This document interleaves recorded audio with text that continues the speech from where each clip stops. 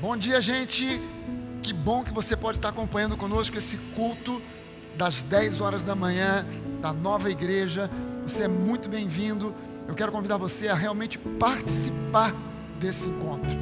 Nós aqui agora somos a igreja do Senhor Jesus. A gente tem dito isso ao longo de décadas.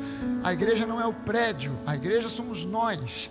E agora é a hora de nós colocarmos isso em prática mais do que nunca. Aí onde você está agora é a igreja. Aqui onde nós estamos é a igreja. Nós reunidos através da internet somos a igreja do Senhor Jesus e formamos essa grande comunidade que é virtual, mas que é real. Você é real.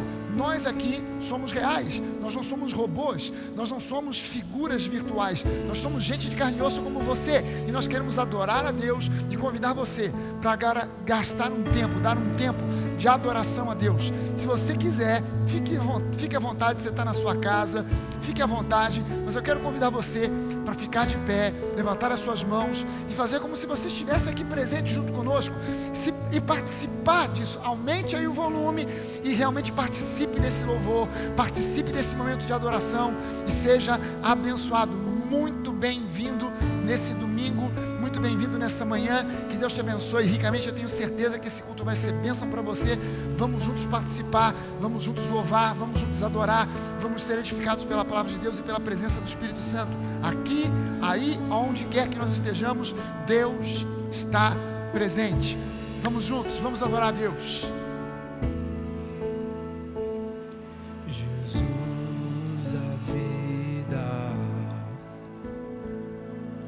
Se entregou na cruz, Jesus, o amor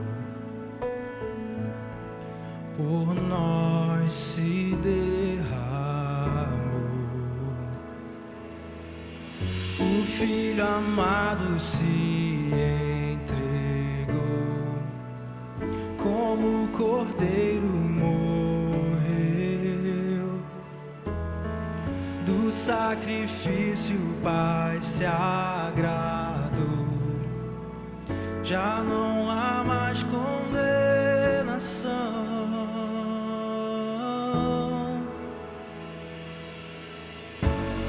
Está consumado, pago por completo pela sua graça, nada nos separa. Jesus é a nossa justificação. Jesus, o pastor, enfim nos encontrou. E um novo dia, por sua luz, então brilhou. O Filho amado se entregou, como o Cordeiro morreu. Do sacrifício o Pai se agradou. Não há mais condenação.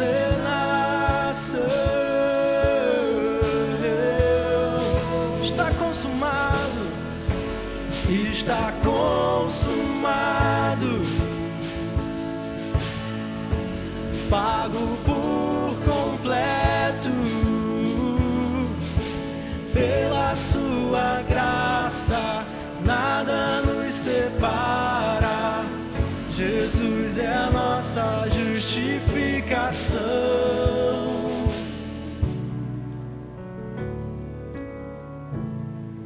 Ele é a nossa justificação.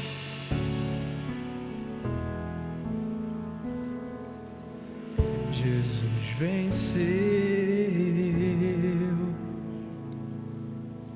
Jesus venceu. Jesus venceu.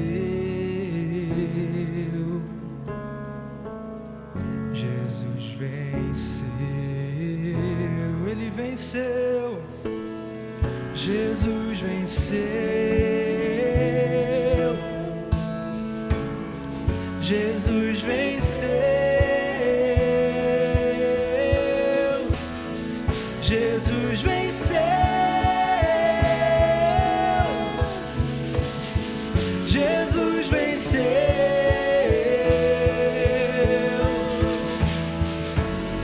Está consumado, pago por completo, pela sua graça, nada nos separa. Jesus é a nossa justificação. Está consumado, consumado, pago por completo, pela sua graça, nada nos separa. Jesus é a nossa justificação.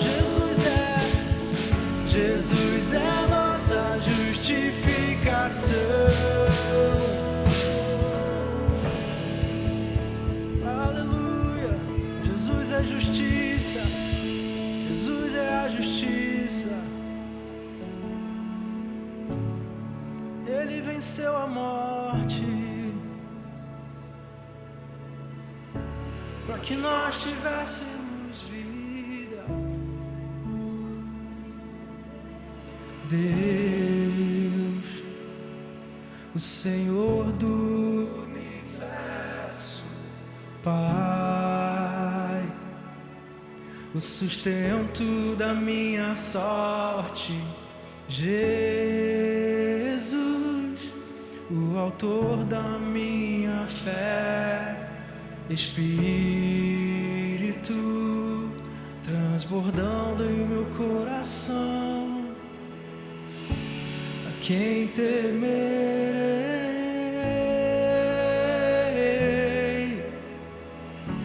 Estou seguro em ti. A quem temerei? A quem temerei?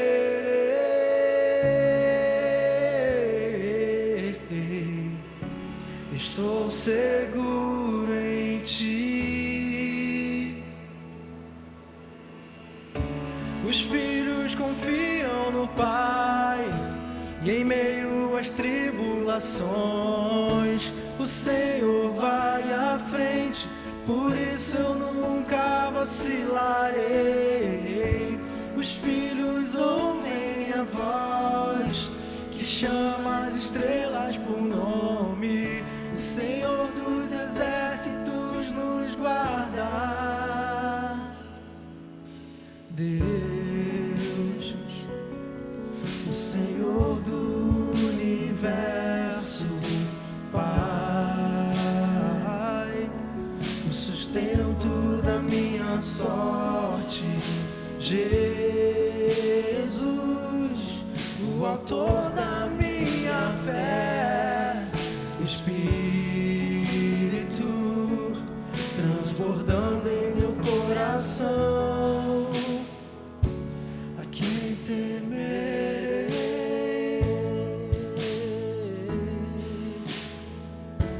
Estou seguro em ti. A quem temerei? A quem temerei?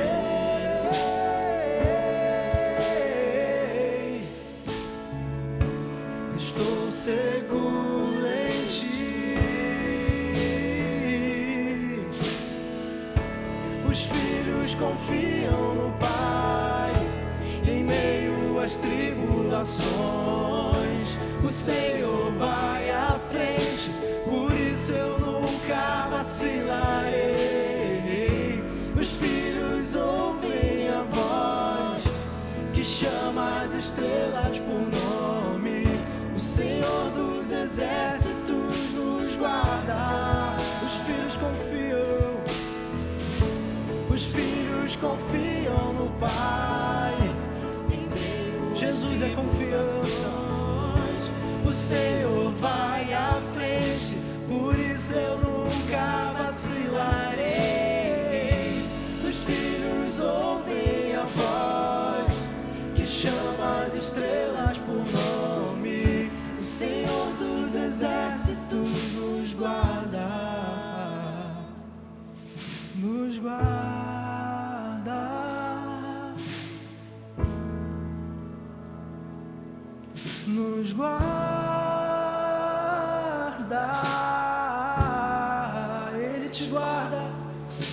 nos guarda,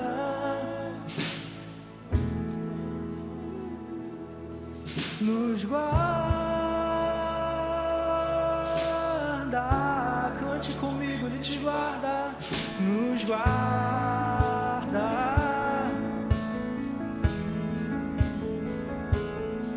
nos guarda. Ele guarda a tua saída e a tua entrada. Ele te guarda, nos guarda,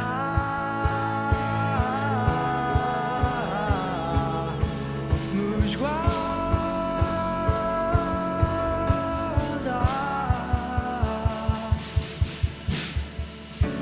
A quem temerei,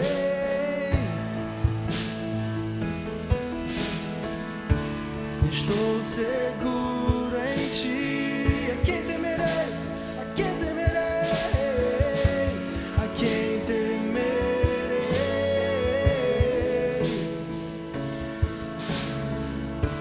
Estou seguro em ti.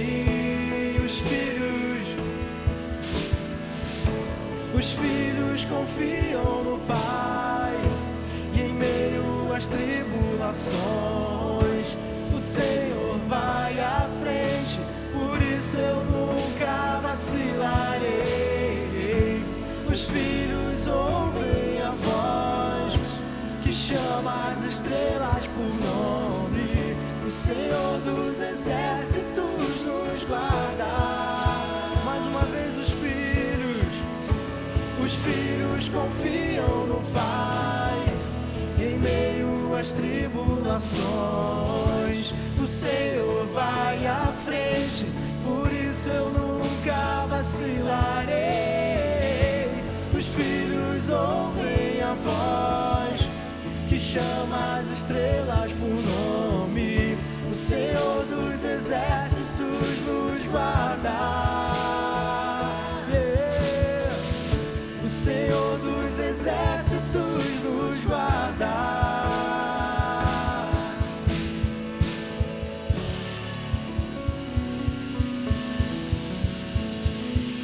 Aleluia.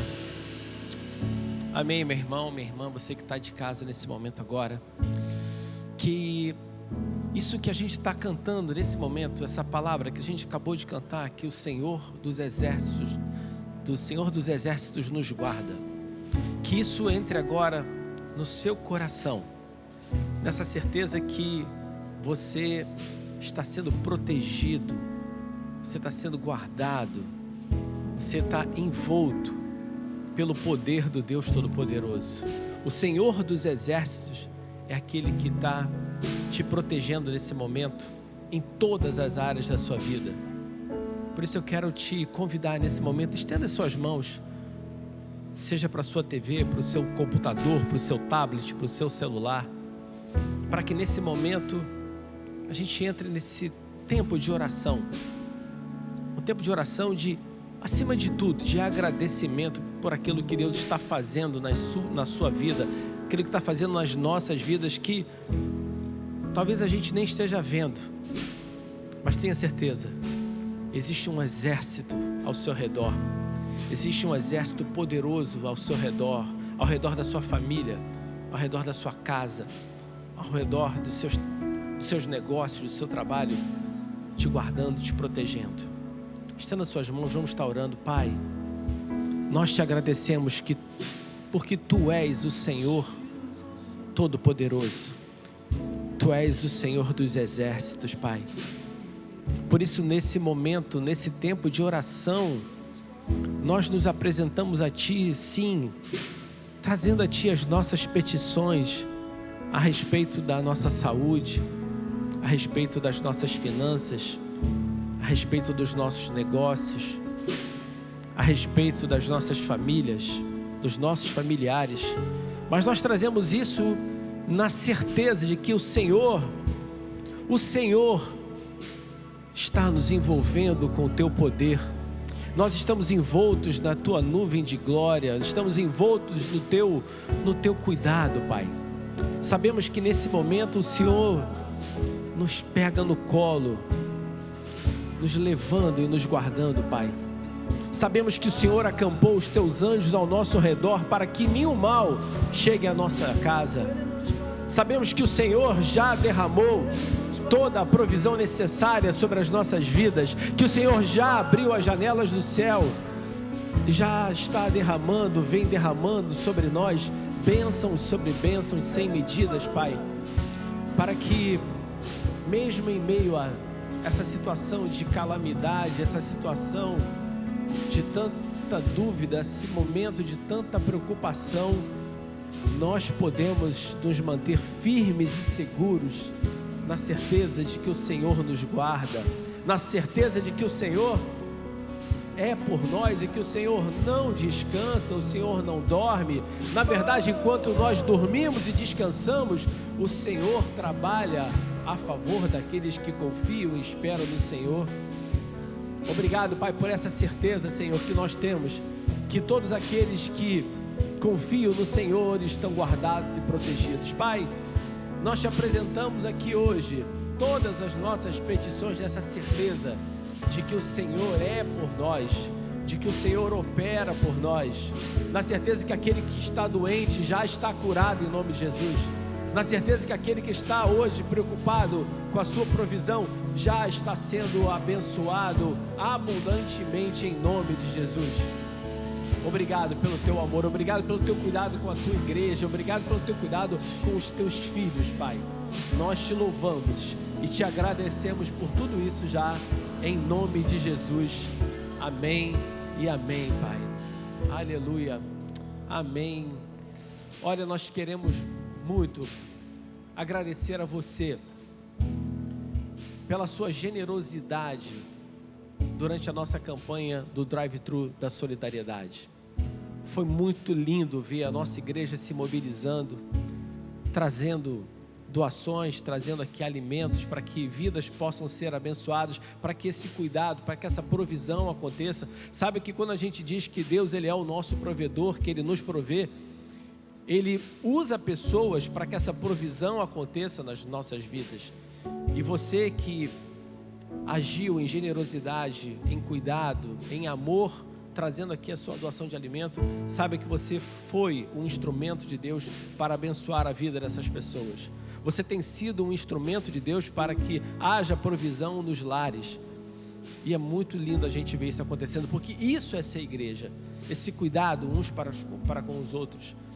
A gente quer te agradecer aqui, que o Senhor esteja abençoando você de uma forma ainda maior, que você receba 10 vezes mais, 100 vezes mais do que aquilo que você doou aqui. A gente quer te agradecer pelo teu amor e graça.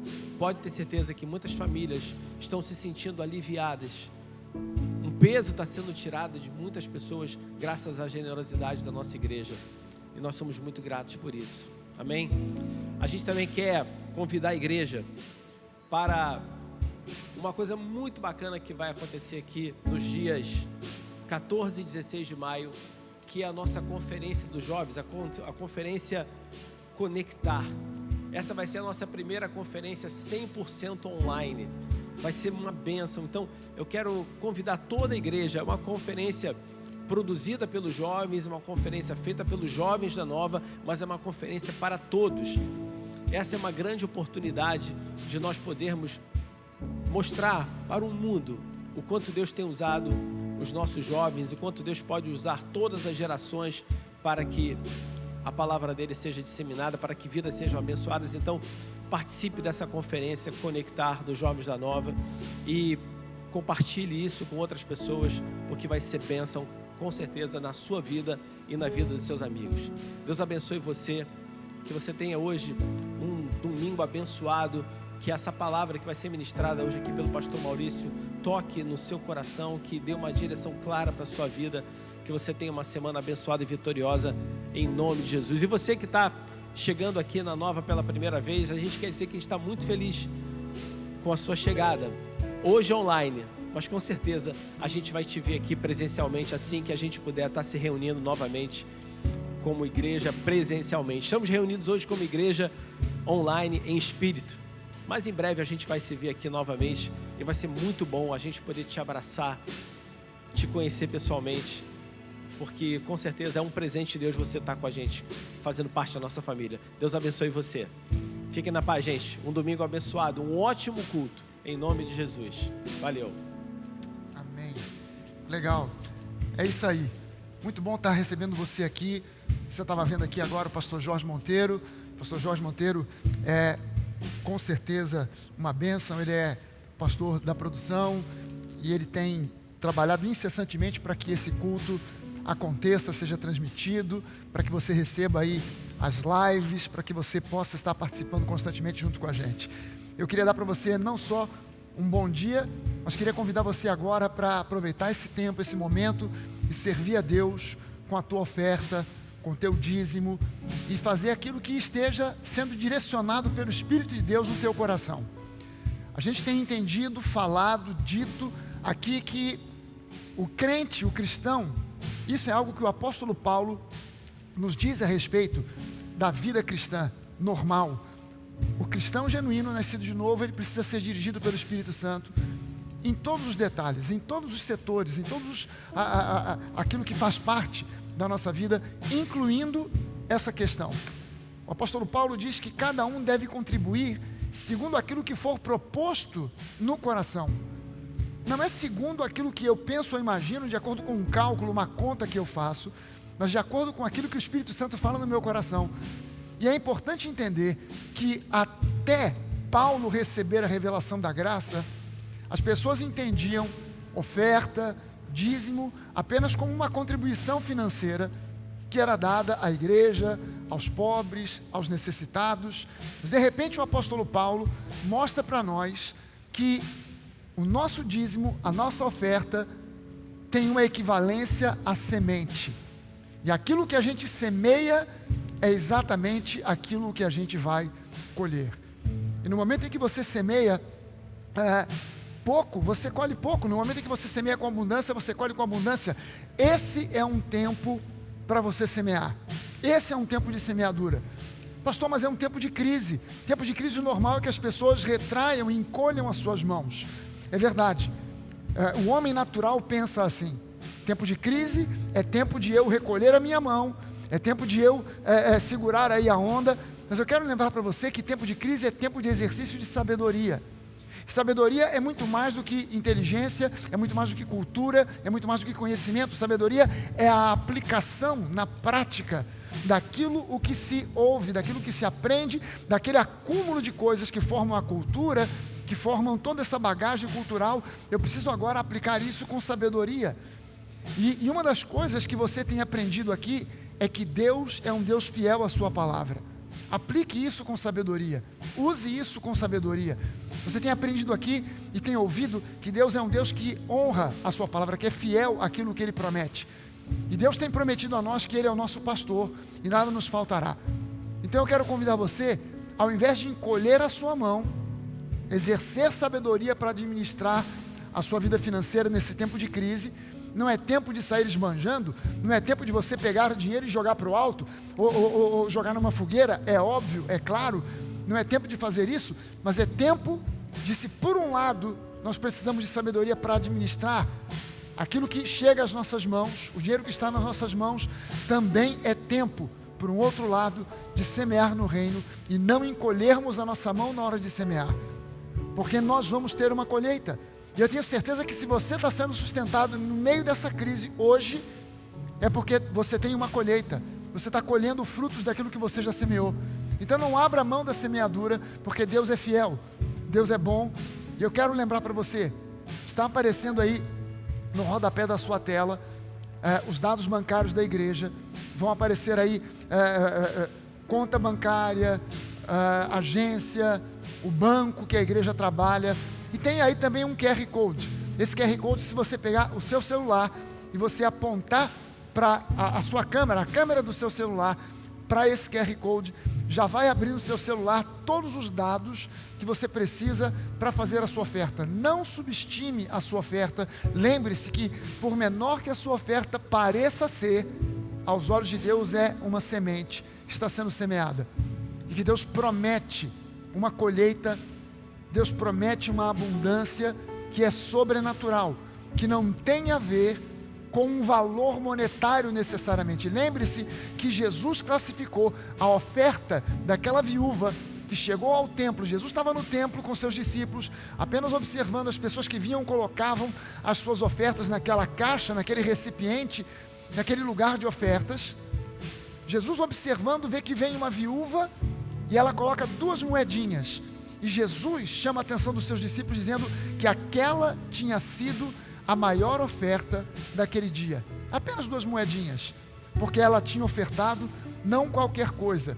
Não era um troco de alguma coisa que ela tinha comprado em algum lugar e sobraram aquelas 2 moedas. Não, aquilo era tudo o que ela tinha. E Jesus considerou a atitude do coração daquela mulher muito mais do que o valor financeiro, o valor monetário daquilo que ela estava ofertando. Então eu quero convidar você a não se deixar impressionar agora por um valor monetário. Não se deixar impressionar porque a sua oferta pode ser muito alta ou muito baixa. Simplesmente creia. Você está semeando e isso tem uma implicação. E a implicação é: Deus vai trazer uma colheita. A nova é solo fértil. Quem semeia em solo não fértil não pode esperar uma colheita. Você está semeando num solo fértil. Lembre-se de Isaac, que semeou no meio de uma crise. E naquele ano, ainda naquele ano de semeadura, ele colheu a 100 por 1. E Deus vai te dar essa colheita de 100 por 1 e quem sabe até ainda mais, porque as promessas que existem para nós são superiores, são melhores do que aquelas promessas que Isaac, que Abraão e toda aquela turma do Antigo Testamento possuíam. Que Deus te abençoe rica e abundantemente. Aproveite esse tempo agora. A gente ainda vai cantar uma música. Aproveite esse tempo. Os dados bancários vão ficar projetados aí na tela. O QR Code vai ficar projetado aí na tela. E aproveite o tempo dessa música, não só para cantar, não só para adorar, mas para já fazer a sua oferta. E se você preferir ainda esperar para ouvir a voz de Deus durante a semana, você pode usar esses dados bancários para fazer a sua transferência e que Deus abençoe a sua vida rica e abundantemente, em nome de Jesus, amém. Gabriel está dirigindo o culto para nós hoje. Ele é o diretor aqui de música, está junto aqui com a Milena, está junto aqui com o Haroldo, Rodrigo ali na bateria, nessa bateria reduzida, né, meia bateria, não é nem meia, né, Rodrigo? Isso aí dá 1/3 de bateria, por aí, mais ou menos por aí. Mas está sendo uma bênção, o louvor está uma bênção. Vamos louvar a Deus com alegria, com entendimento, com coração, porque Deus é bom e a sua misericórdia dura para sempre. Aleluia, amém. Assim que luto minhas guerras, assim que luto minhas guerras, assim que luto minhas guerras, assim que luto minhas guerras.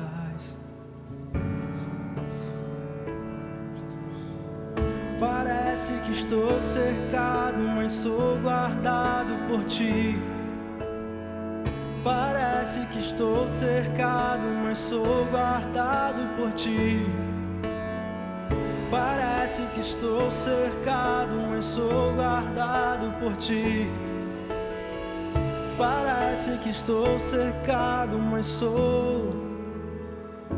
Assim que luto minhas guerras, assim que luto minhas guerras, assim que luto minhas guerras, assim que luto minhas guerras, assim que luto minhas guerras, assim que luto minhas guerras, assim que luto minhas guerras, assim que luto minhas guerras. Parece que estou cercado, mas sou guardado por ti. Parece que estou cercado, mas sou guardado por ti. Parece que estou cercado, mas sou guardado por ti. Parece que estou cercado, mas sou. Assim que eu luto, assim que luto minhas guerras, assim que luto minhas guerras, assim que luto minhas guerras, assim que luto minhas guerras, assim que luto minhas guerras, assim que luto minhas guerras, assim que luto minhas guerras, assim que luto minhas guerras. Parece que estou cercado, mas sou guardado por ti em todo tempo. Parece que estou cercado, mas sou guardado por ti. Parece que estou cercado, mas sou guardado por ti. Parece que estou cercado, mas sou guardado por ti.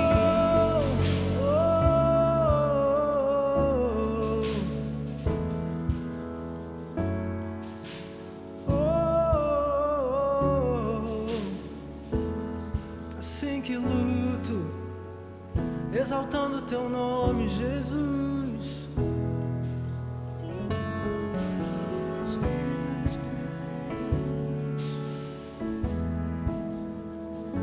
Assim que luto minhas guerras, assim que luto minhas guerras, assim que luto minhas guerras, assim que luto minhas guerras, assim que luto minhas guerras, assim que luto minhas guerras, assim que luto minhas guerras, assim que luto minhas guerras. Aleluia, Jesus. Aleluia. Quero convidar você que está em casa a manter esse espírito de adoração, levantar as suas mãos.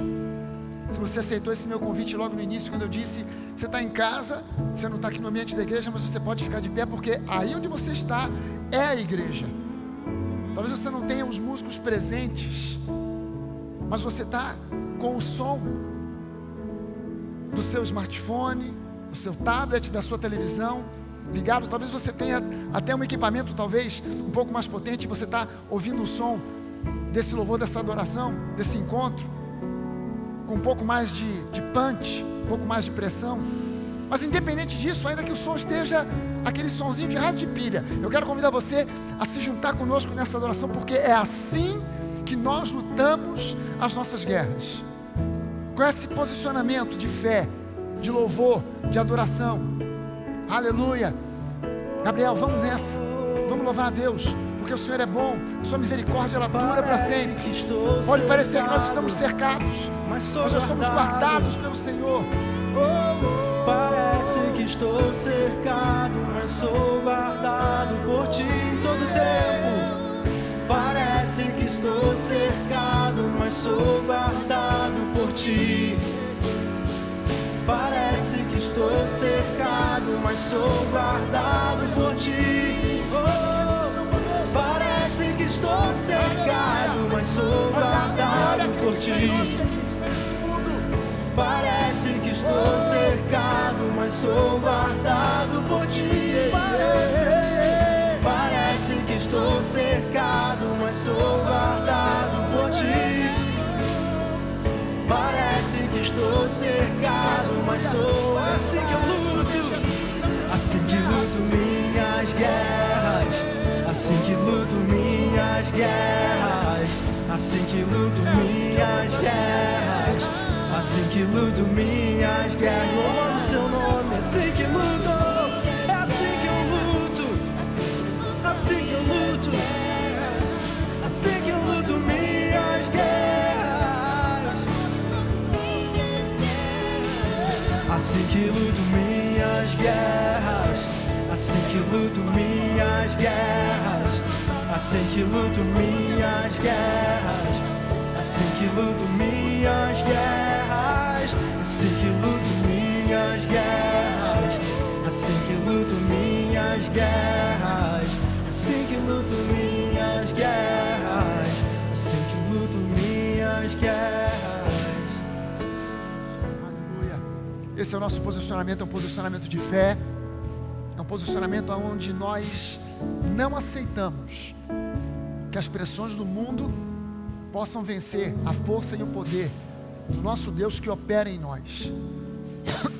E eu quero te convidar, o título dessa mensagem que eu vou pregar para você hoje, aqui nessa manhã, é Firmes e Seguros em Meio aos Dias de Insegurança. Sabe, se os dias que o mundo vem proporcionando a nós são dias de insegurança, se isso já era uma realidade antes do coronavírus, isso se intensificou nos dias em que o Brasil está sendo afetado, como todo o mundo, por essa enfermidade do inferno, por esse vírus amaldiçoado, por esse vírus que nós estamos repreendendo aqui em nome de Jesus a cada dia, a cada manhã que nós participamos da ceia, a cada encontro que nós temos, nós estamos repreendendo esse vírus em nome de Jesus. Se parece que nós estamos cercados, nós precisamos manter firme a nossa crença e a nossa confissão de fé, de que nós estamos e somos guardados pelo nosso Deus, pelo Senhor Jesus. É promessa dele para nós, para o seu povo, de que Ele estaria sempre conosco. Eu quero compartilhar com você essa palavra, e eu vou, se você está aí munido da sua Bíblia, você está aí com a sua Bíblia, uma Bíblia de papel ou uma Bíblia eletrônica, eu vou pedir que você acompanhe comigo. Se você não tiver, não quiser, a gente vai projetar os versículos bíblicos aqui. Eu vou ler uma passagem um pouco longa de uma história que talvez você já conheça, com certeza, eu creio que a maioria de vocês que está acompanhando esse culto já conhece, que é Daniel capítulo 3. Daniel capítulo 3, eu vou ler do versículo 1 ao versículo 30.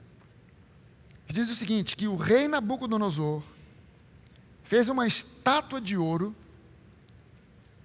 e eu estou lendo aqui numa versão que é a versão da linguagem de hoje, uma versão, aliás, é a versão da linguagem de hoje não, perdão, é a nova Bíblia, versão transformadora, a versão transformadora, que tem aqui uma linguagem um pouco mais contemporânea, e aqui você tem uma noção do tamanho dessa estátua. Diz que Nabucodonosor fez uma estátua de ouro de 27 metros de altura. Para você ter uma ideia mais ou menos do tamanho dessa estátua, o Cristo Redentor, aqui no Rio de Janeiro, tem 30 metros de altura, sem o pedestal. O pedestal tem mais 8 metros de altura. Mas a estátua mesmo do Cristo tem 30 metros de altura.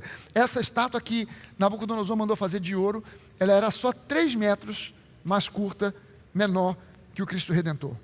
Uma estátua de ouro de 27 metros de altura e 2,70 metros de largura, e a colocou na planície de Dura, na província da Babilônia.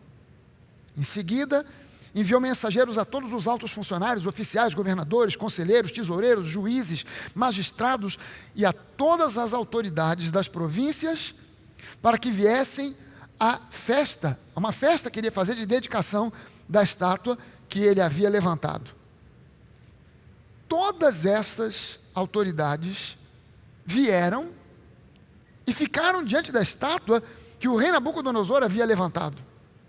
Então, o arauto, camarada que anunciava lá as mensagens, gritou: povos de todas as raças, nações e línguas, ouçam a ordem do rei. Quando ouvirem o som da trombeta, da flauta, da cítara, da lira, da harpa, do pífaro e de outros instrumentos musicais, quando vocês ouvirem a nossa banda tocar, prostrem-se no chão para adorar a estátua de ouro levantada pelo rei Nabucodonosor. Quem não obedecer será lançado de imediato na fornalha ardente. Portanto, ao som dos instrumentos musicais, todos, não importando sua raça, nação ou língua, se prostraram no chão e adoraram a estátua de ouro que o rei Nabucodonosor havia levantado. Alguns dos astrólogos, porém, foram ao rei e denunciaram os judeus. Disseram ao rei Nabucodonosor que o rei viva para sempre. O rei publicou um decreto exigindo que todos se prostrassem e adorassem a imagem de ouro quando ouvissem o som da trombeta, da flauta, da cítara, da lira, da harpa, do pífaro e dos outros instrumentos musicais. De acordo com esse decreto, quem não obedecer será lançado na fornalha ardente. Alguns judeus e especificamente falando aqui de Sadraque, Mesaque e Abed-nego. Aliás, esse nome Abed-nego é mal traduzido porque seria Abed-nebo, com B de bola. Sadraque, Mesaque e Abed-nego, que o rei encarregou da província da Babilônia, não lhe dão atenção, ó rei. Recusam-se a servir os seus deuses e não adoram a estátua de ouro que o rei levantou.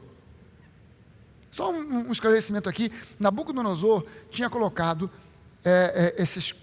Aqui são citados 3, mas 4 jovens judeus, Daniel, e mais esses outros 3 aqui, cujo nome foi alterado. O nome deles foi mudado na Babilônia por nomes babilônios, mas eles tinham nomes judaicos. E esses 3 jovens aqui, que ficaram conhecidos como Sadraque, Mesaque e Abed-nego, ou Abed-nebo, porque o nome Abed-nebo significa adorador do deus Nebo. Eles, por uma circunstância que eu vou citar um pouco mais adiante, eles foram designados como Daniel, como governador da província da Babilônia, e esses outros 3 rapazes aqui, Sadraque, Mesaque e Abed-nego, que eram companheiros de Daniel, como administradores do reino. Então Nabucodonosor se enfureceu, voltando aqui para o versículo 13, Nabucodonosor, quando soube que aqueles 3 não se prostraram diante da estátua, daquela divindade que Nabucodonosor havia mandado fazer, ele se enfureceu e ordenou que trouxessem Sadraque, Mesaque e Abed-nego. E quando eles foram conduzidos à presença do rei, o rei lhes disse: Sadraque, Mesaque e Abed-nego, é verdade que vocês se recusaram a servir meus deuses e a adorar a estátua que eu levantei? Eu lhes darei mais uma chance de se prostrarem e adorarem a estátua que fiz quando ouvirem o som dos instrumentos musicais. Se, contudo, vocês se recusarem, serão lançados de imediato na fornalha ardente. E então, que Deus será capaz de livrá-los das minhas mãos? Sadraque, Mesaque e Abed-nego responderam: ó Nabucodonosor, não precisamos nos defender diante do rei. Se formos lançados na fornalha ardente, o Deus a quem servimos pode nos salvar. Sim, Ele nos livrará das suas mãos, ó rei. Mas, ainda que Ele não nos livre, nós queremos deixar claro, ó rei, que nós jamais serviremos seus deuses ou adoraremos a estátua de ouro que o rei levantou. Nabucodonosor se enfureceu tanto com Sadraque, Mesaque e Abed-nego, que o seu rosto ficou desfigurado de raiva. Algumas outras versões dizem que ele ficou com o rosto vermelho. Então ordenou que a fornalha fosse aquecida 7 vezes mais do que o de costume. E deu ordens também para que alguns dos homens mais fortes do seu exército amarrassem Sadraque, Mesaque e Abed-nego e os lançassem na fornalha ardente.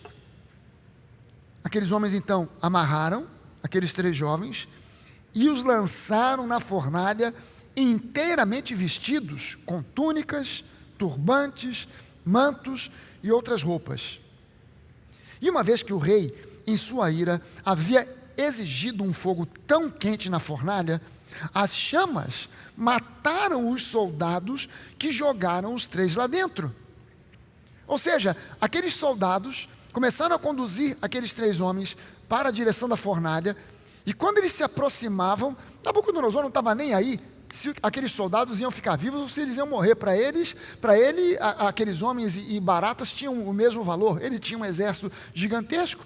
Então aqueles homens que estavam conduzindo ali, não importa quantos fossem, 3, 4, 5, 6, 10, não importa quantos eles fossem, menos aqueles ali não ia fazer falta. Então quando esses homens se aproximaram, ele deu ordens para que aquela fornalha fosse intensificada 7 vezes mais, e os próprios soldados Foi algo tão violento, tão forte, que os próprios soldados que conduziam aqueles 3 para jogá-los na fornalha foram consumidos pelo fogo.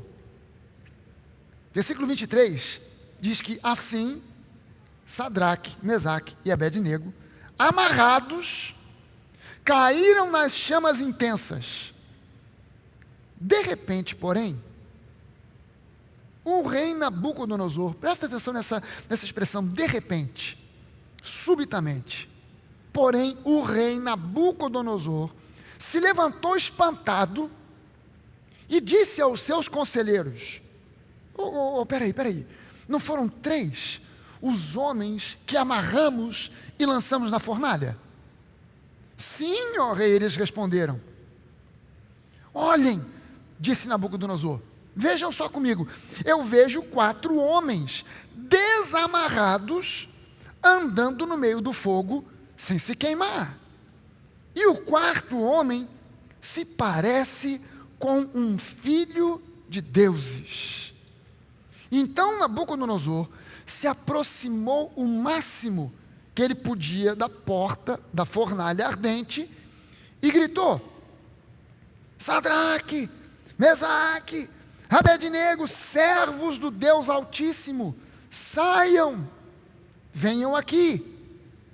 E Sadraque, Mesaque e Abednego saíram do meio do fogo. Os altos funcionários, os oficiais, os governadores e os conselheiros se ajuntaram ao redor deles e viram que o fogo não os havia tocado. Nenhum fio de cabelo na cabeça deles estava chamuscado, e as suas roupas não estavam queimadas, e nem sequer tinham cheiro de fumaça. Então Nabucodonosor disse: Louvado seja o Deus de Sadraque, Mesaque e Abednego. Ele enviou o seu anjo para livrar os seus servos que nele confiaram. Eles desafiaram a ordem do rei e estavam dispostos a morrer em vez de servir ou a adorar qualquer outro Deus que não fosse o seu próprio Deus. Portanto, eu agora faço esse decreto. Se qualquer pessoa, não importando a sua raça, a sua nação ou a sua língua, se alguma pessoa disser uma palavra contra o Deus de Sadraque, Mesaque e Abednego, essa pessoa será despedaçada e a sua casa transformada num monte de escombros. Não há outro Deus capaz de livrar dessa maneira.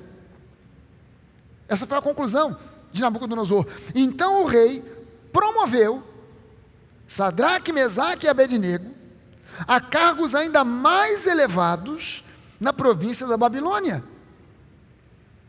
Gente, presta sua atenção nesse texto aqui, porque isso aqui é uma história que aconteceu. Isso aqui não é uma lenda, isso aqui não é a história da carochinha, isso aqui não é uma invenção da cabeça de alguém muito imaginativo. Isso aqui é uma história, um fato real, contado, relatado por Daniel, que escreveu o livro de Daniel, o livro que a gente conhece como o livro de Daniel. Daniel relata aqui que os 3 amigos dele, seus 3 amigos mais chegados, eles foram lançados numa fornalha ardente porque se recusaram a se prostrar para adorar uma estátua gigante que o rei Nabucodonosor, uma estátua de ouro enorme, quase do tamanho do Cristo Redentor, de ouro. O nosso Cristo Redentor é de pedra-sabão. Essa estátua era de ouro, que tinha 27 metros de altura por 2,70 metros de largura. E que eles se recusaram a se prostrar para adorar, e de repente eles foram lançados numa fornalha, que era uma forma de execução na Babilônia. Aqueles não foram os primeiros a serem lançados ali. Aquela fornalha já existia, aquela fornalha não foi construída para eles 3. Ela já existia e era uma forma de execução para pessoas condenadas na Babilônia, pelos juízes da Babilônia, de acordo com as leis da Babilônia. Pessoas que eram condenadas eram lançadas naquela fornalha como execução, como pena de morte. Mas eu quero puxar para você aqui o contexto, para você entender desde o capítulo 1. Nós lemos aqui o capítulo 3 de Daniel, mas é preciso para você entender o contexto todo aqui, puxar desde o capítulo 1. No capítulo 1 diz que no 3º ano do rei Jeoaquim, que era rei de Judá, esse rei foi um mau rei, que ele foi alertado vez após vez pelo profeta Jeremias de que Judá ia cair no cativeiro da Babilônia. Ele alertou isso. Deus já havia mostrado para o profeta Jeremias que se não houvesse arrependimento, se não houvesse mudança, se não houvesse uma transformação, a começar pelo rei, que influenciasse todo o povo a mudar, eles ficariam 70 anos cativos na Babilônia. A Babilônia era então o maior poder, o maior reino do mundo conhecido. Jeoaquim não deu ouvidos a Jeremias, e aquele rei, Nabucodonosor, invadiu o reino de Judá, cercou Jerusalém, invadiu Jerusalém e levou o povo cativo para a Babilônia. E aí, quando eles já estavam todos lá na Babilônia, o povo de Judá, Nabucodonosor deu ordens a um homem chamado Aspenaz, que era o chefe dos serviços do palácio, para que ele escolhesse entre aqueles cativos, entre os judeus cativos, ele escolhesse alguns jovens, veja bem, da família do rei. Ele mandou escolher alguns homens da família do rei e das famílias nobres. E ele disse que esses jovens, ele disse a Aspenaz, selecione, faça uma peneira e selecione aí alguns jovens que sejam da família real, que sejam da nobreza, e esses jovens não podem ter, eles precisam ter boa aparência, não podem ter defeito físico, eles precisam ser inteligentes, precisam ser instruídos e capacitados para servir no meu palácio. Ou seja, não podia ser qualquer um. Era uma peneira muito fina. Quem aí é da família real? Quem aí é da nobreza?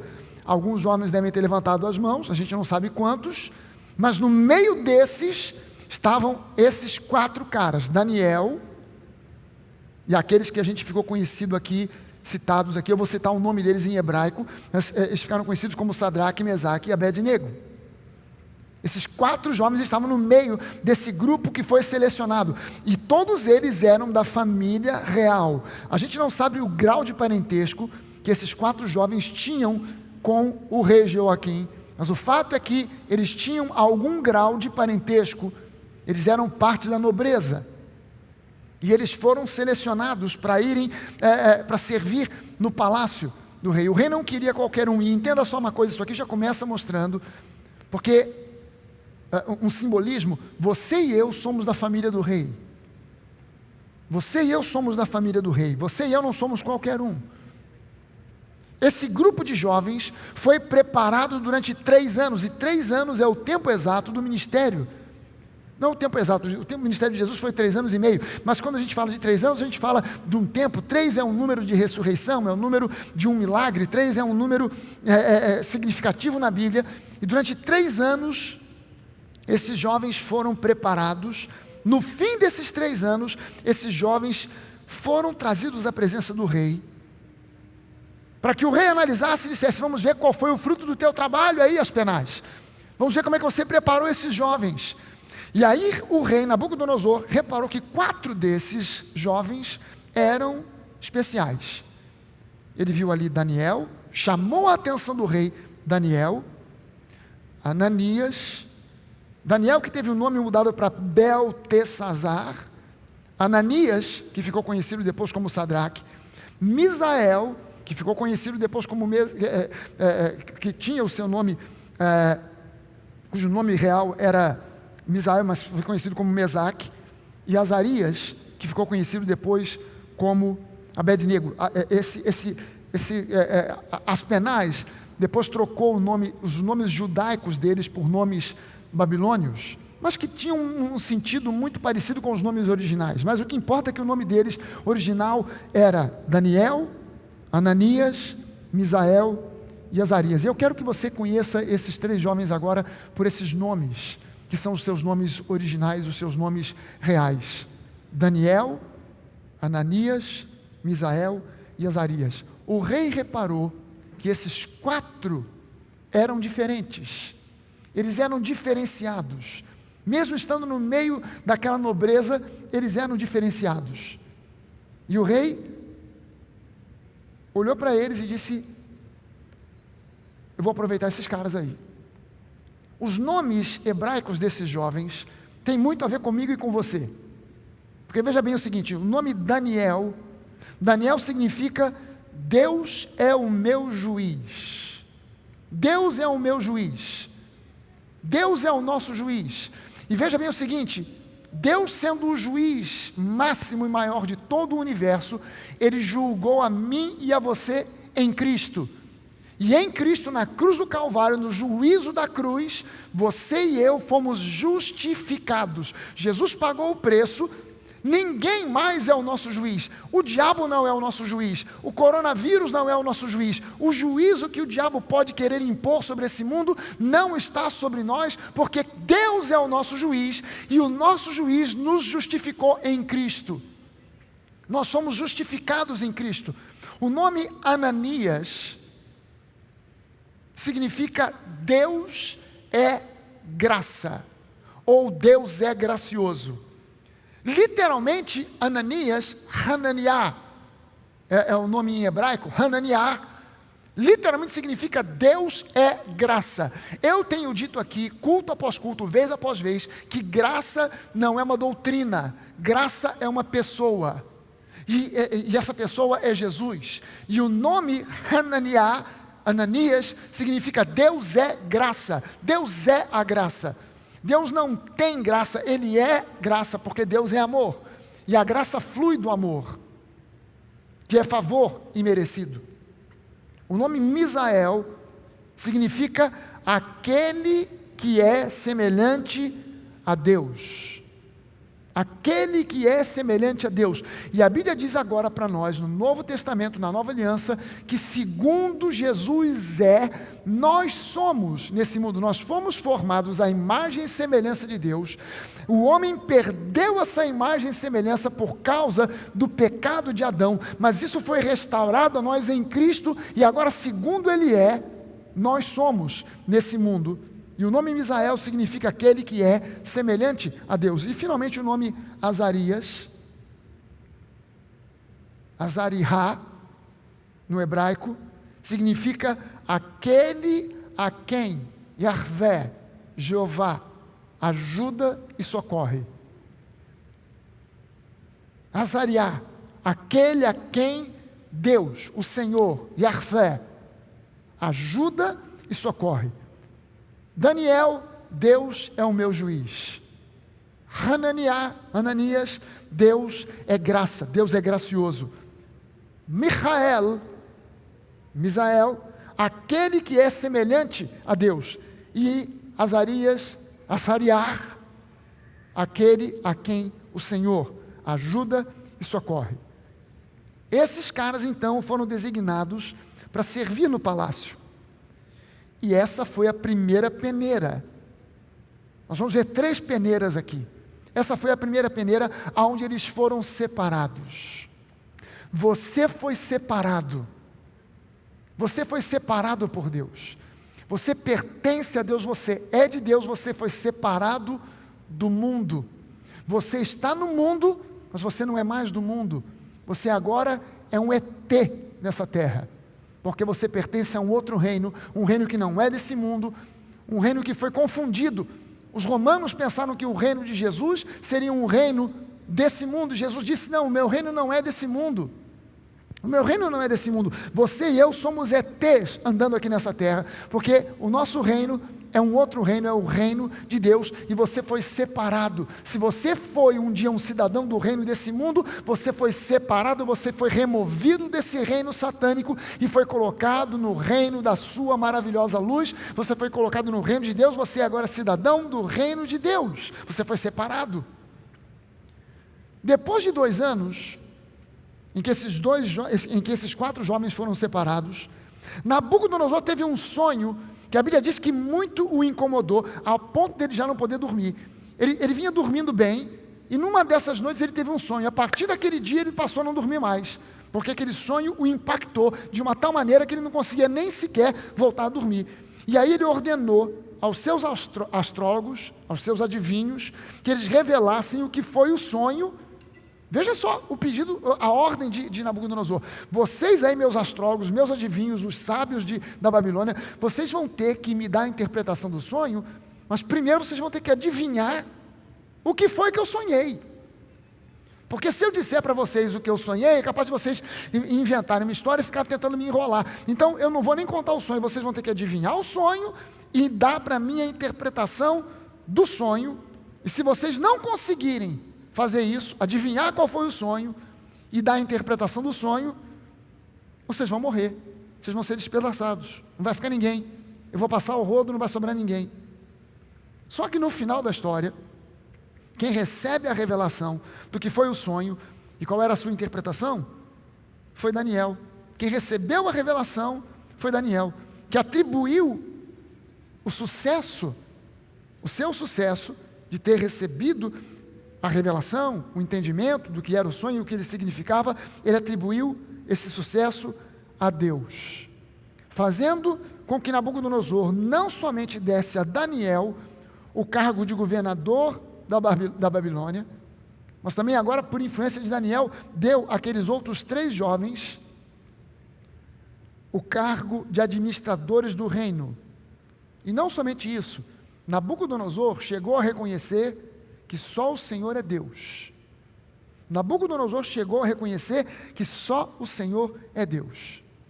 E assim, Daniel, um homem de Deus, uma vez que foi exaltado e agora promovido a um cargo mais elevado, ele usou da sua influência e pediu para que o rei poupasse a vida de todos os astrólogos e de todos os adivinhos e sábios da Babilônia.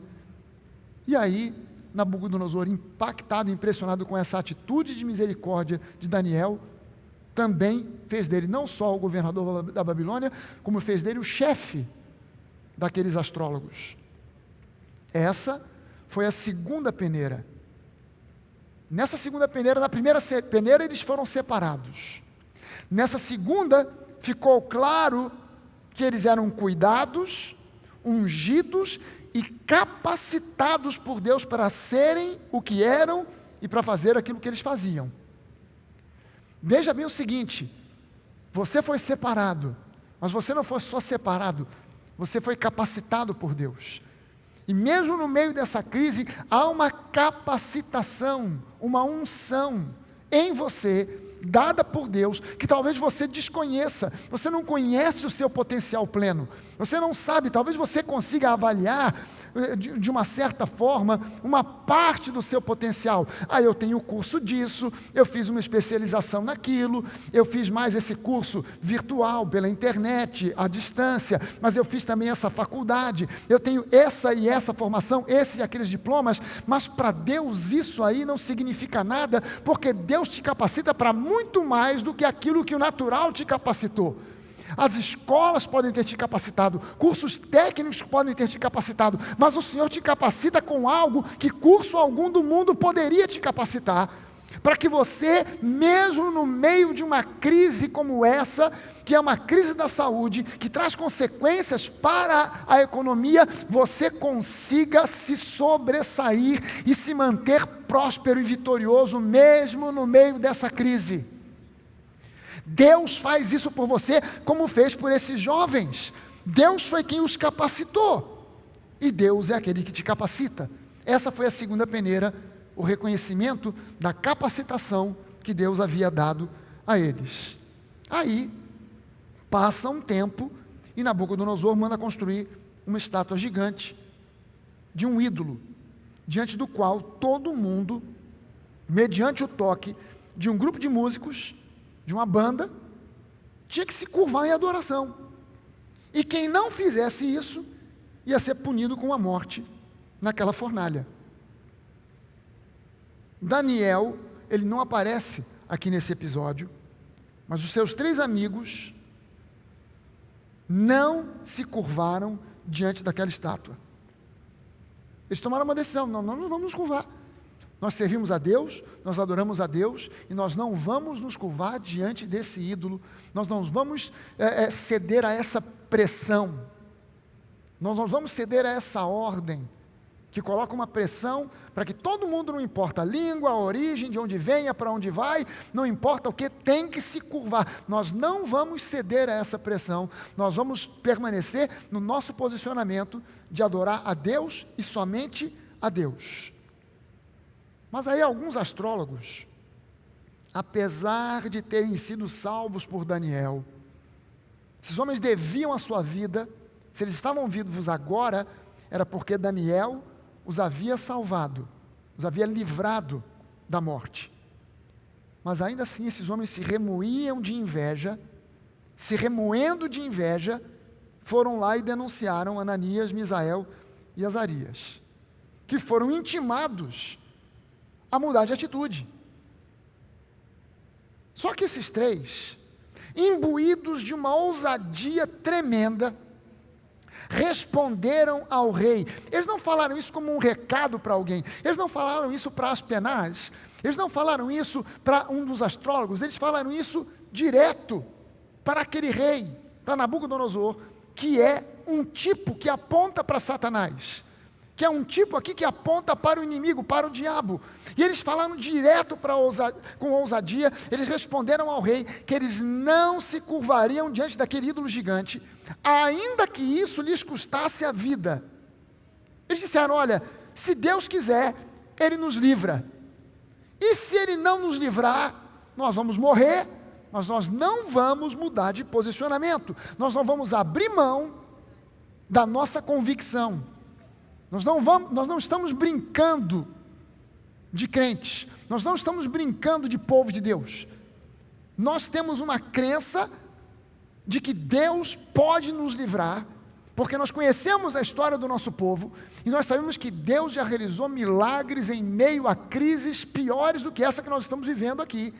Nós sabemos que Deus abriu o mar, para que o povo de Israel passasse a pé seco, quando saiu do Egito, da escravidão do Egito. Nós sabemos que Deus, Ele fez milagres de chover maná para alimentar aquele povo no meio do deserto, onde não havia lugar nenhum para eles semearem e não havia sequer semente. Ainda que houvesse lugar para semear, eles não tinham sementes. Então Deus fez chover pão, maná do céu. Deus deu a eles condições de uma rocha minar água, mediante a ordem de Moisés. Uma rocha minou água, e enquanto eles vagaram por aquele deserto, aquela rocha fornecia água para aquele povo durante 40 anos. Deus já fez milagres extraordinários para o nosso povo. Deus é o mesmo, Ele não muda, Ele é o mesmo ontem, hoje e sempre. Nós não vamos abrir mão do nosso posicionamento de fé, e se Deus nos livrar, amém. Se não livrar, paciência, nós não vamos ceder a essa pressão. Pode nos lançar na fornalha, pode fazer o que fizer, o que quiser, nós vamos manter a nossa posição de fé. E naquele dia, aquela fornalha, que já era um lugar de sofrimento e de morte, foi intensificada para oferecer um sofrimento 7 vezes maior. E o rei mandou fazer isso, porque ele, se sentindo desafiado, ele disse: eu preciso mostrar a minha autoridade. Então, esses caras, eu preciso mostrar para esse povo, para que ninguém mais faça como eles, para que ninguém se atreva a fazer nada nem parecido com o que eles estão fazendo. Então, manda essa fornalha ficar 7 vezes mais intensas, para que não afete somente esses jovens transgressores, mas para deixar o coração de todos, judeus e não judeus, cheio de medo e temor, para que eles saibam que quem se mete comigo vai pagar, vai sofrer, vai passar por um perrengue gigantesco, vai sofrer, vai morrer nessa fornalha, vai ficar debaixo desse juízo e vai morrer numa fornalha ardente. Essa fogueira, essa fornalha ardente, ela é simbólica.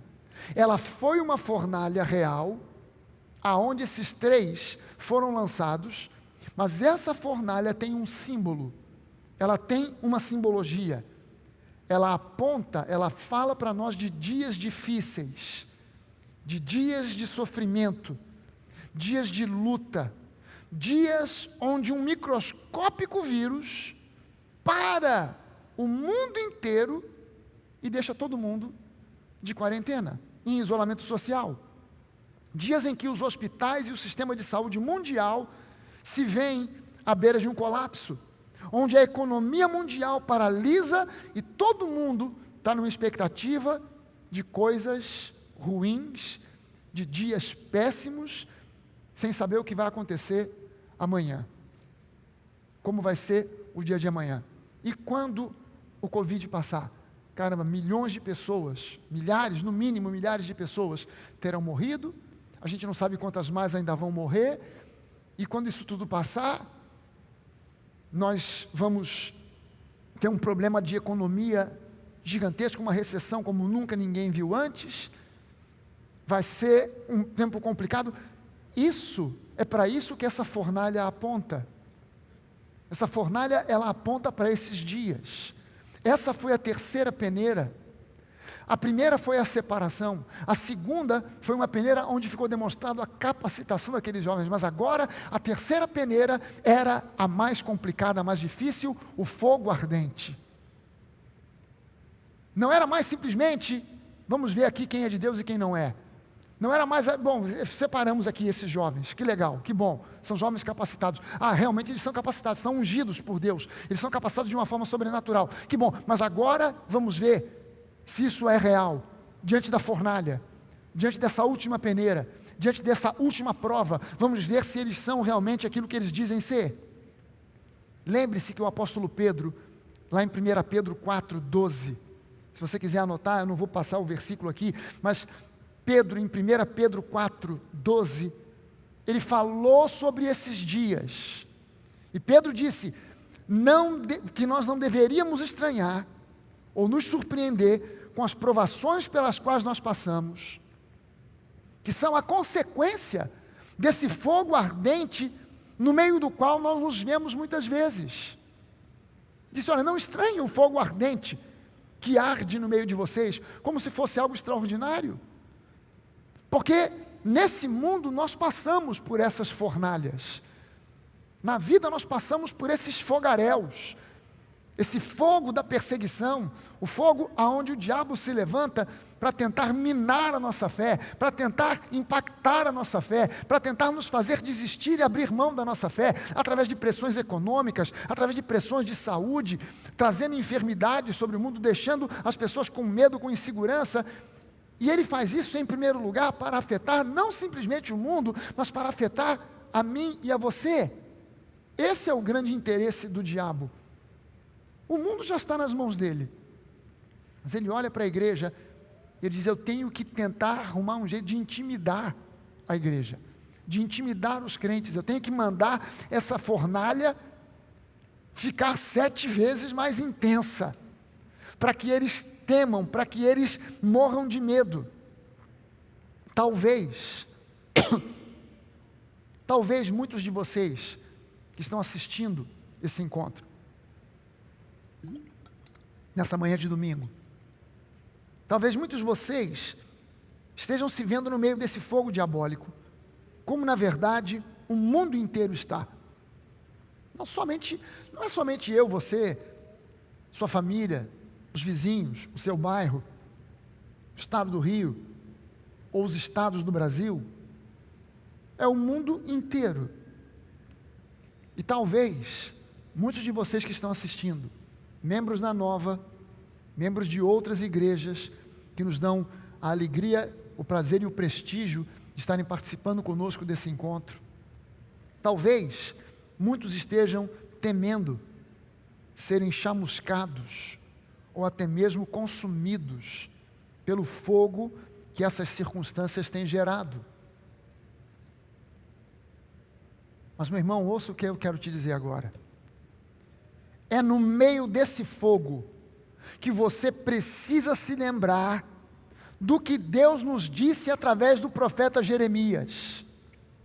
Eu é que sei, Jeremias 9:29, diz lá, eu é que sei que pensamentos tenho a respeito de vocês, diz o Senhor, são pensamentos de paz, de shalom, e não de mal, para dar a vocês um futuro e uma esperança. Eu quero lembrar a você que o profeta Jeremias foi exatamente o profeta daquele tempo, daquele momento, daquela hora.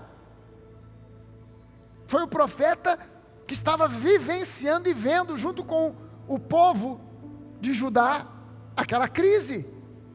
Foi o profeta do exílio da Babilônia. Profeta que antes profetizou que o povo iria ser cativo se não houvesse uma mudança no coração do rei, influenciando o povo então para uma mudança de arrependimento, de techuvá, voltar-se de novo para Deus.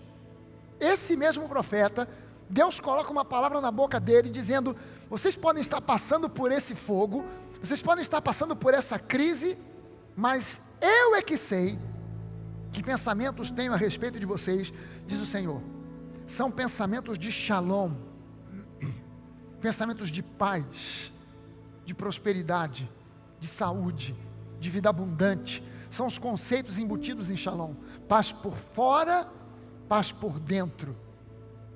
Vida abençoada, saúde abençoada, família abençoada. São pensamentos de shalom e não de mal, para dar a vocês um futuro e uma esperança. E há uma outra versão que diz para dar a vocês o futuro que vocês almejam, o futuro que vocês desejam, para dar a vocês um futuro e uma esperança.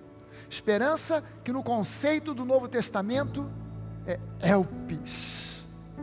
Elpis é a palavra grega que é traduzida como esperança, e que no dicionário de grego, se você procura elpis, a tradução é uma alegre expectativa de coisas boas.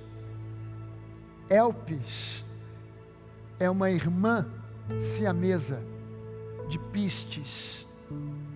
Elpis, esperança. Pistes, fé. Esperança, uma alegre expectativa de coisas boas que virão. Pistes, a convicção, a certeza da existência de fatos que não se veem. Eu cultivo elpis, essa esperança, essa expectativa de coisas boas. E em cima de elpis, eu aplico pistes, a fé, a certeza de que aquilo que eu espero é real, vai se concretizar, porque aquilo que eu espero não é fruto da minha imaginação, é fruto da palavra implantada no meu coração. É no meio do fogo que o milagre vai acontecer. E o milagre que vai acontecer porque existe mais alguém além de você e eu nessa fornalha. Existe mais alguém nessa fornalha. Há um que anda conosco onde quer que nós vamos, mas que quando nós passamos pelo fogo, ele transforma a fornalha num lugar de passagem e não de morte. Aleluia!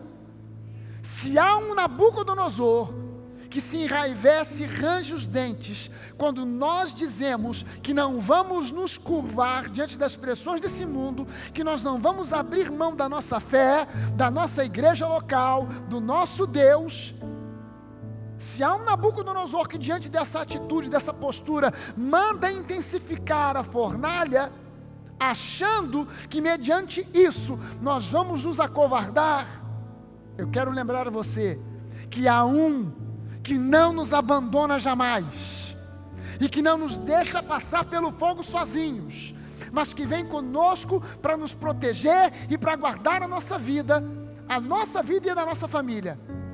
Há um que caminha conosco, mesmo no meio da fornalha. Eu quero lembrar a você que o maior erro que Satanás pode cometer contra um cristão é aumentar a intensidade do fogo, das lutas e das provações. É o maior erro que ele pode cometer, porque quando o fogo é para atingir a família de Deus, para atingir os filhos do rei, aqueles que são membros da família real, ele pode fazer isso. A fogueira é intensificada, o diabo intensifica. O que é esse vírus? É uma intensificação dessa fogueira, tentando intimidar, antes de mais nada, não só o mundo, mas tentando intimidar a mim e a você. Talvez você diga assim: pastor, o Brasil já não vinha muito bem das pernas, eu já estava passando por uma crise, mas agora a coisa intensificou com esse coronavírus aí, a coisa intensificou, a coisa piorou. Mas veja só o seguinte, 1 Coríntios, no capítulo de número 3, a gente vai projetar o versículo aqui para você, do versículo 10 ao 13, 1 Coríntios 3, de 10 a 13, o apóstolo Paulo diz o seguinte: segundo a graça que me foi dada, eu lancei o fundamento como sábio construtor, e outro edifica sobre ele, porém cada um veja como edifica, porque ninguém pode lançar outro fundamento além do que foi posto, o qual é Jesus Cristo. Deixa eu ver se eu chego aqui até o versículo que eu estou querendo projetar para você. Sei que está aqui.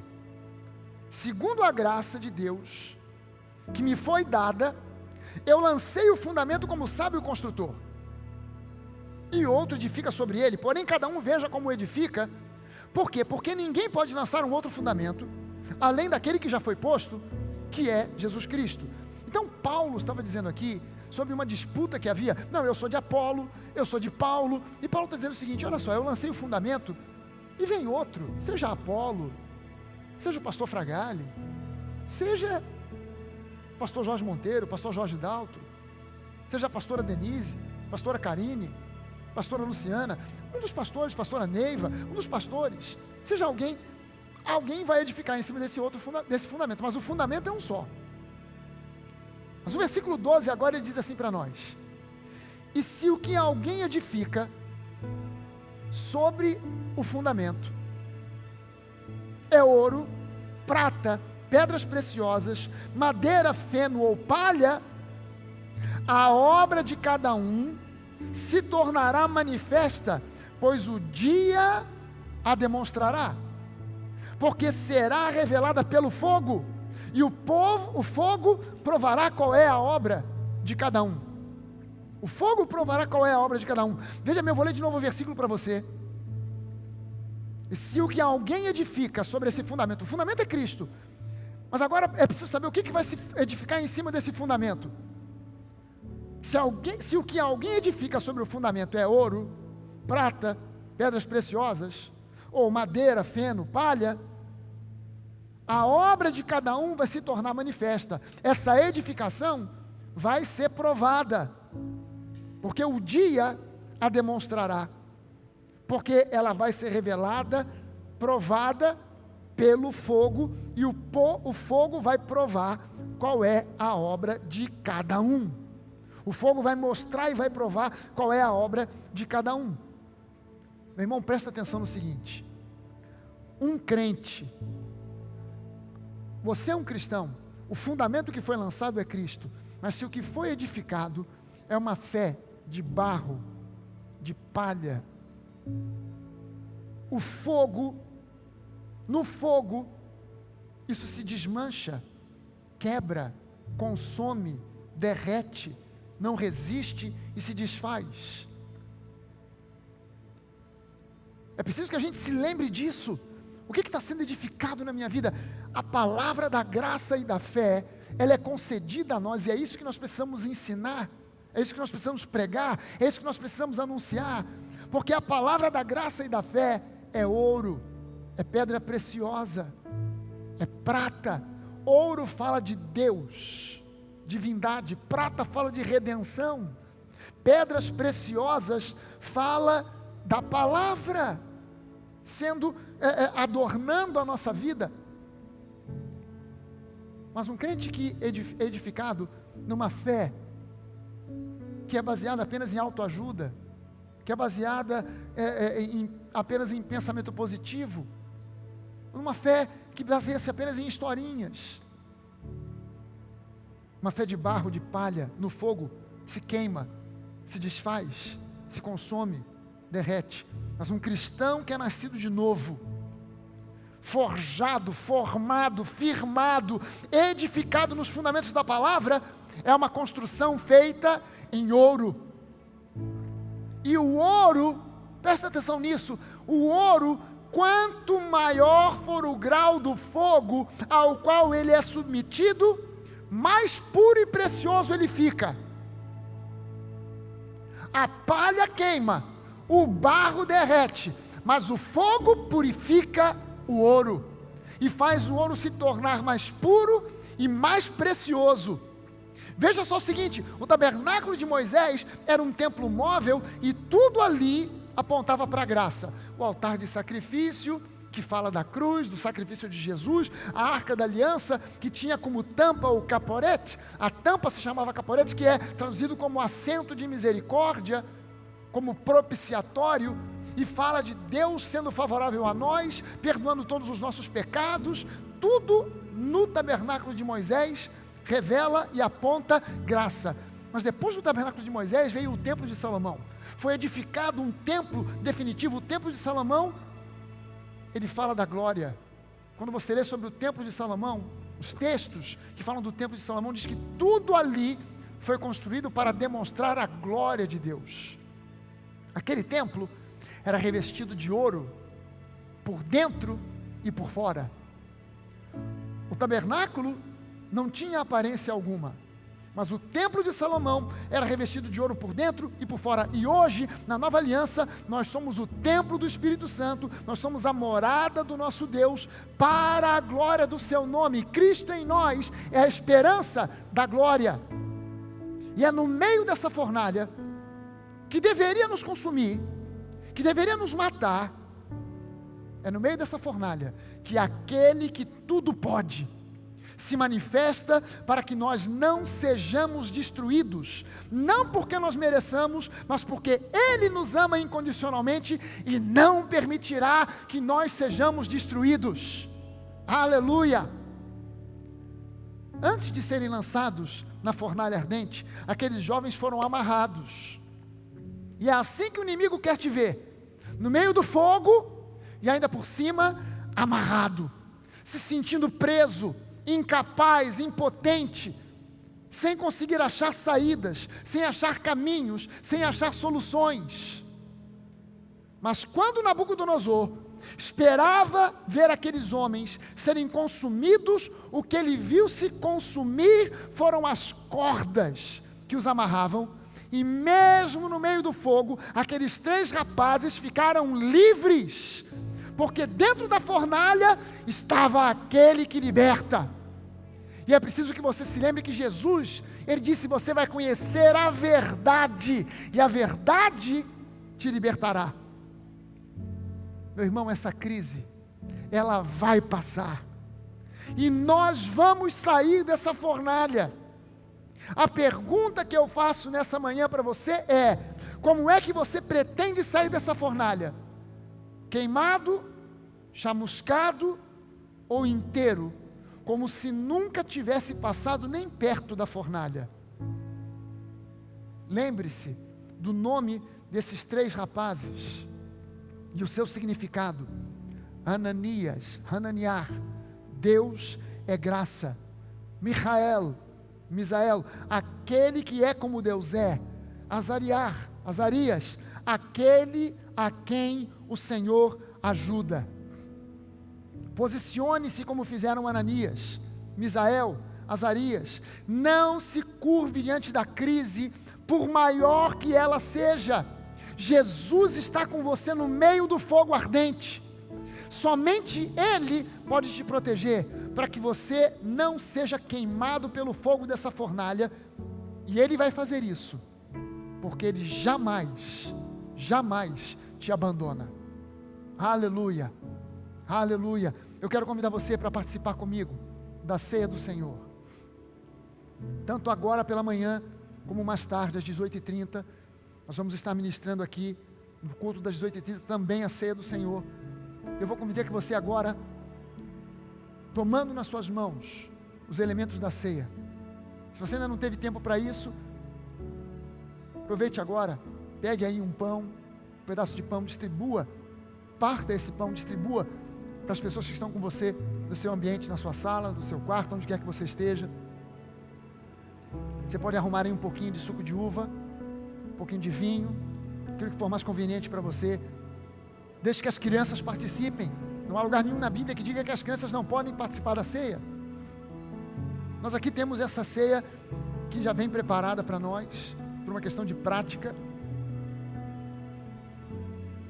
E quando a gente abre a primeira lâmina, a gente encontra esse pedacinho de matzá, que é o pão sem fermento. Você não precisa de ter aí pão sem fermento necessariamente. Você pode usar qualquer pão, ou até mesmo um biscoito creme-cá, quer água e sal.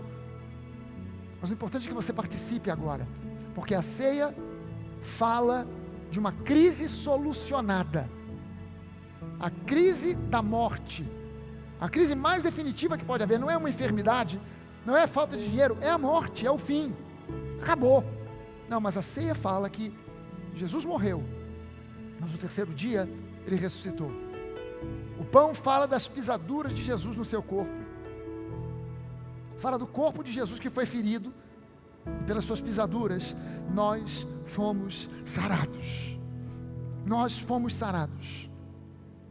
Em nome de Jesus, eu oro por você, eu oro por algum familiar seu que possa estar internado, que possa estar hospitalizado, e que no nome do Senhor Jesus, o Espírito Santo de Deus, visite esse seu familiar agora, em nome de Jesus, levando cura, em nome de Jesus, em nome de Jesus, em nome de Jesus. A ceia fala de perdão pleno de pecados.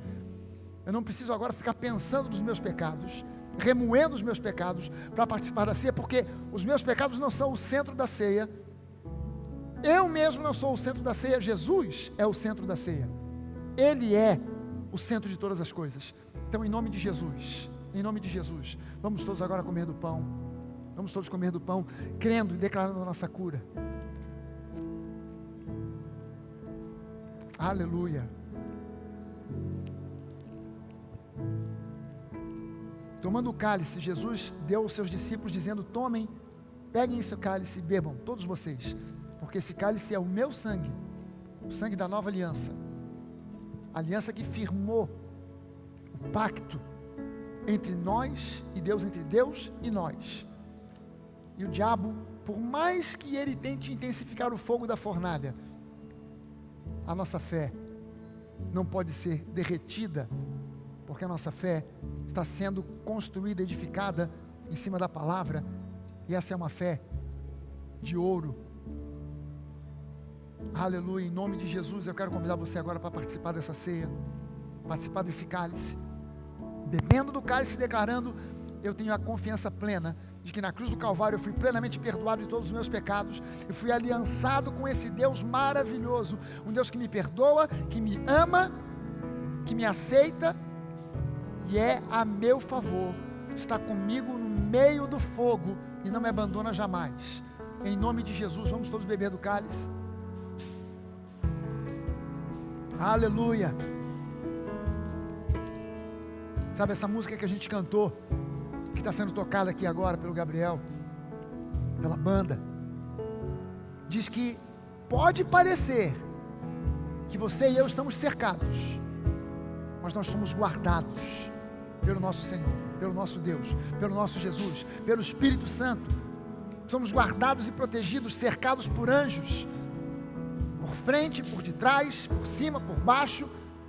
Nós estamos protegidos e nós podemos declarar aqui a nossa fé, a nossa confiança de que ainda que haja uma crise medonha, tremenda, nós podemos ficar firmes e seguros, mesmo em meio a dias de insegurança. Ninguém sabe como vai ser amanhã, segunda-feira, mas eu e você já podemos declarar: o nosso dia será um dia abençoado, porque Deus é conosco, o Senhor Jesus não nos abandona. Nós estamos passando pelo fogo, nós não vamos ser queimados, derretidos, destruídos pelo fogo. Nós vamos chegar do lado de lá sem sequer sermos chamuscados, não havendo nem cheiro de fumaça, porque o Senhor é conosco, porque Deus é por nós, em nome de Jesus. Aleluia. Levante as suas mãos e declare isso: Senhor, eu sei, pode parecer que eu estou cercado, mas eu sou guardado. Aleluia. Oh, oh. Parece que estou cercado, mas sou guardado por ti. Parece que estou cercado, mas sou guardado por ti. Parece que estou cercado, mas sou guardado por ti. Parece que estou cercado, mas sou guardado por ti. Parece que estou cercado, mas sou guardado por ti. Parece que estou cercado, mas sou guardado por ti. Parece que estou cercado, mas sou. Mandando em alto nosso louvor e a nossa adoração, adorando a Deus, mesmo no meio da fornalha, declarando que Ele é o Senhor. Aleluia. Assim que luto minhas guerras, assim que luto minhas guerras, assim que luto minhas guerras, assim que luto minhas guerras, assim que luto minhas guerras, assim que luto minhas guerras, assim que luto minhas guerras, assim que luto minhas guerras. Obrigado, Jesus. Amém. Irmão, eu quero declarar aqui que a tua semana, que se inicia hoje, vai ser uma semana ricamente abençoada. Quero declarar aqui que o Senhor está presente, e ainda que você se sinta atravessando uma fornalha, você só está atravessando a fornalha, e você não será queimado, consumido. Pelo contrário, no meio dessa fornalha você está livre. As cordas que o diabo tentou colocar para te amarrar já foram queimadas pela palavra do Senhor, para que você esteja livre, mesmo no meio da tribulação, mesmo no meio do problema, e o Senhor te favorece, porque Ele te ama incondicionalmente. Amém? Irmão, Deus te abençoe, que a tua semana seja uma semana ricamente abençoada, e será, em nome de Jesus. Hoje às 18h30, mais uma vez nós vamos estar aqui compartilhando num formato diferente, uma palavra diferente, mais ou menos no formato de um grupo de conexão, com uma palavra diferente. Nós vamos estar compartilhando aqui da palavra do Senhor, para edificar a tua vida, para te encorajar, para te animar, para te fortalecer, e declarando aqui que a tua semana vai ser uma semana ricamente abençoada. Se você não teve a oportunidade de participar dessa ceia agora, 18h30, mais uma vez, nós vamos participar da ceia. Deus te abençoe ricamente. Obrigado por você ter se conectado conosco, por ter acompanhado esse nosso encontro. Que Deus te abençoe cada vez de forma mais intensa, e que no nome de Jesus você seja fortalecido, guardado e favorecido pelo nosso Deus. Amém. Deus te abençoe. Até logo mais à noite, ou então amanhã pela manhã, às 10 horas da manhã, um novo encontro de ceia. A gente se vê. Deus abençoe. Valeu, gente. Valeu. Deus abençoe.